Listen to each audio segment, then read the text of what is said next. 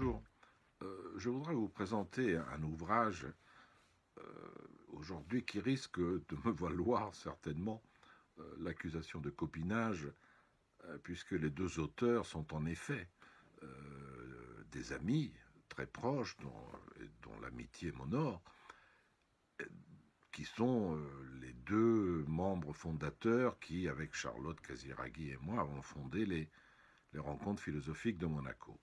Joseph Cohen et Raphaël Zaguri-Orly.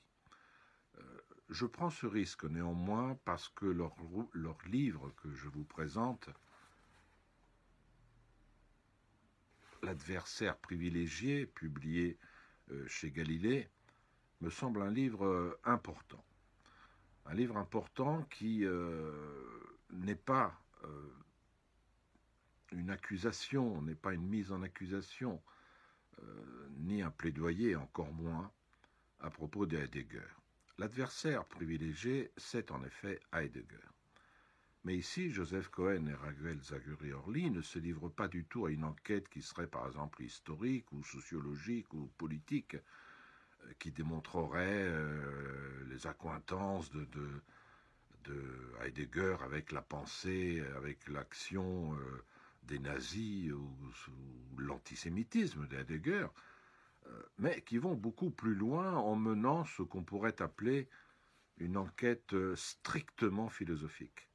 C'est du sein, au sein de la pensée de Heidegger, que Raphaël Zaguri-Orly et Joseph Cohen vont extraire une sorte de noyau invisible, tellement il est intriqué dans le reste de sa pensée, ou une sorte d'impensé qui serait non pas l'antisémitisme de Heidegger, mais ils vont beaucoup plus loin en extrayant ce qui serait, ce qu'ils appellent eux-mêmes la forclusion ou l'auto-annihilation du judaïsme lui-même.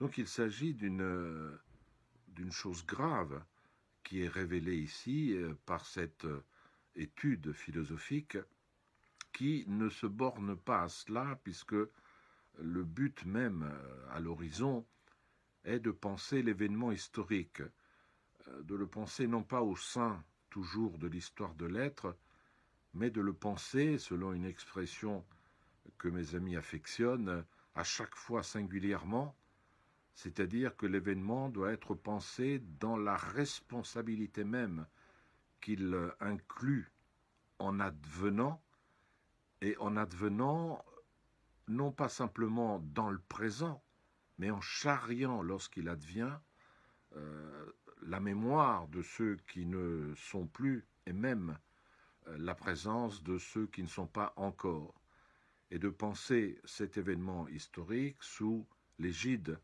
cette fois, non pas de l'être, mais de la justice, en s'aidant notamment de la pensée de Emmanuel Lévinas et Jacques Derrida. Voilà, l'adversaire privilégié de Joseph Cohen et Raphaël Zaguri-Orly, publié aux éditions Galilée. Je vous remercie. Bonne journée. Au revoir.